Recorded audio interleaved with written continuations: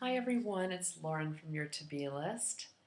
And last Friday I made an offer to answer some questions you all might be having about difficulties you might be having in your life and giving you the chance to spiritually reframe some of those issues, to give them some lightness, to give them some breathing room, and to give you the opportunity to find resolution within a spiritual light.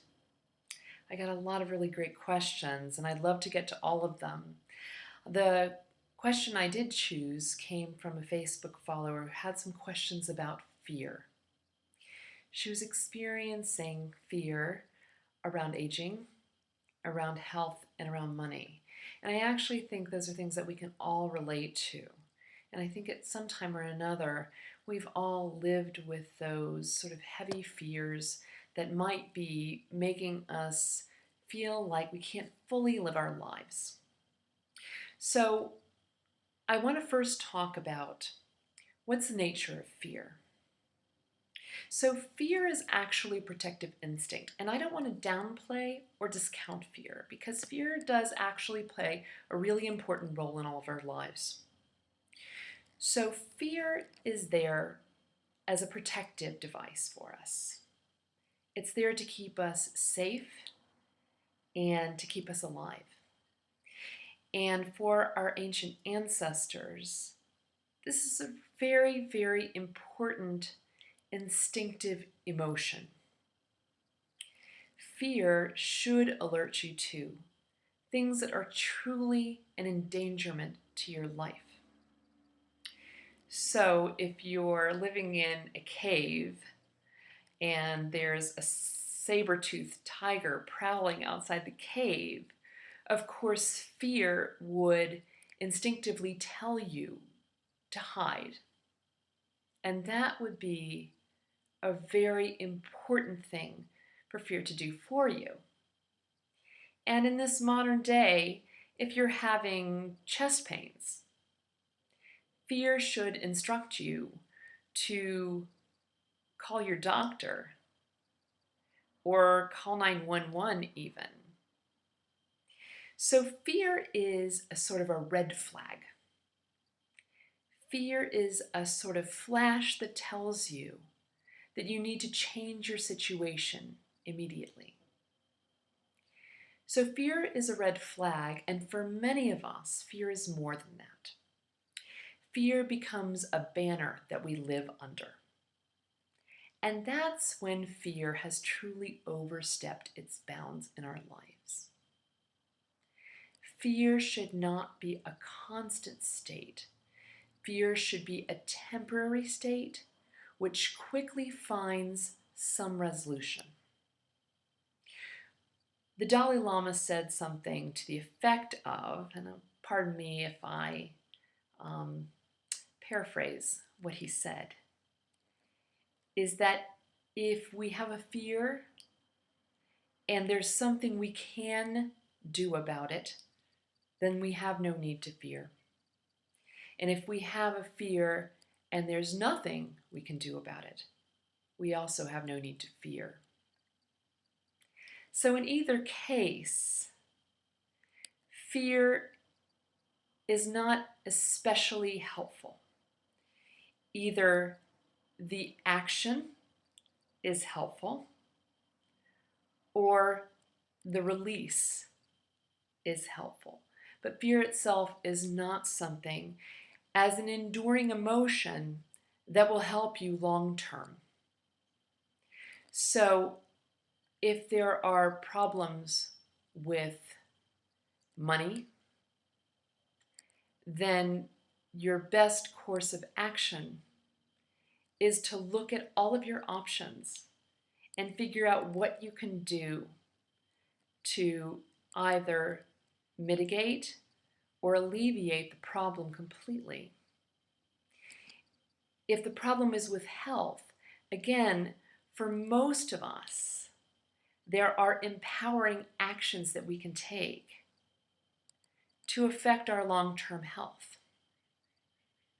When it comes to aging, that's one of those things that there's really nothing any of us can do. I mean, we begin aging from the day we're born. And certainly as we get older, the signs of aging become more concerning.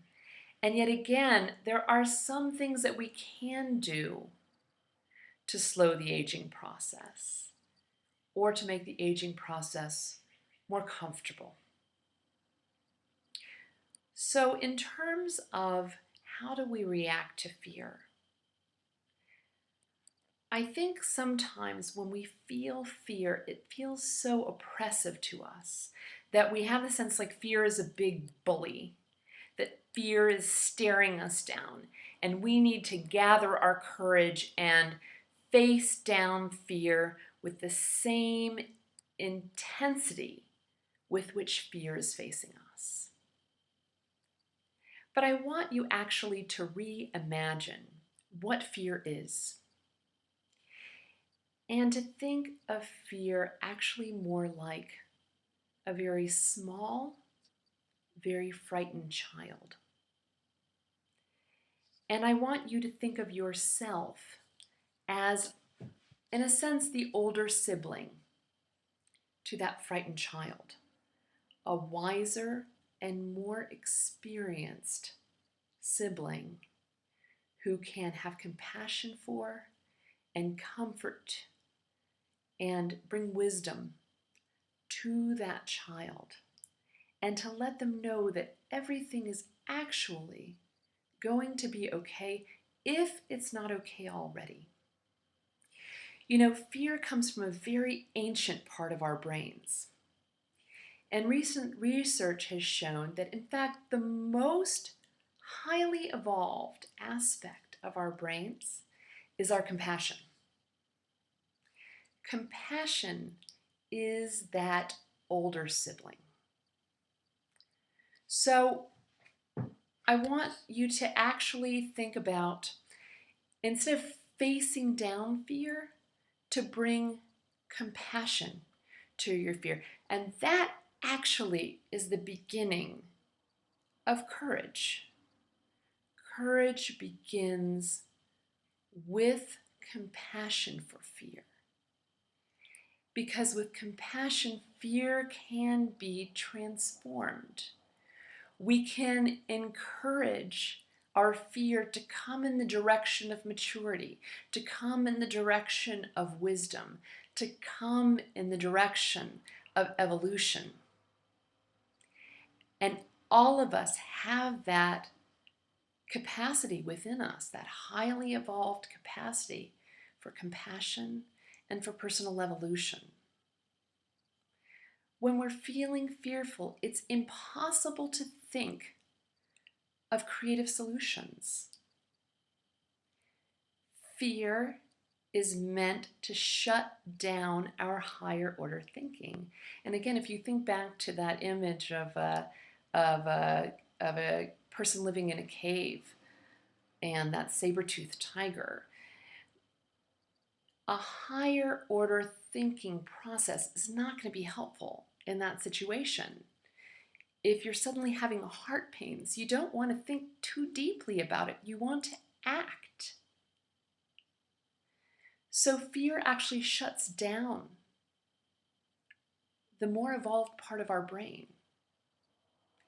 So if we want to be able to act with wisdom, if we want to be able to react with kindness and compassion, if we want to be able to react with courage, we need to understand that it's the wiser parts of our brain, the more evolved parts of our brain, that will move us into the direction of happiness, where we can actually feel gratitude, feel love, experience wisdom.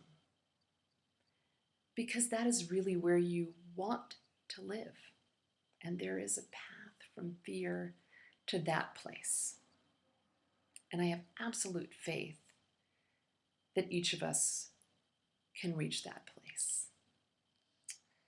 Thank you for listening. I look forward to answering more of your questions in the future. And next Friday, I'll give you the opportunity to post again. If I have time, I will be able to post more videos for you. So thanks everyone for listening. Have a superb day, a wonderful day. Enjoy it, embrace it courageously. Bye.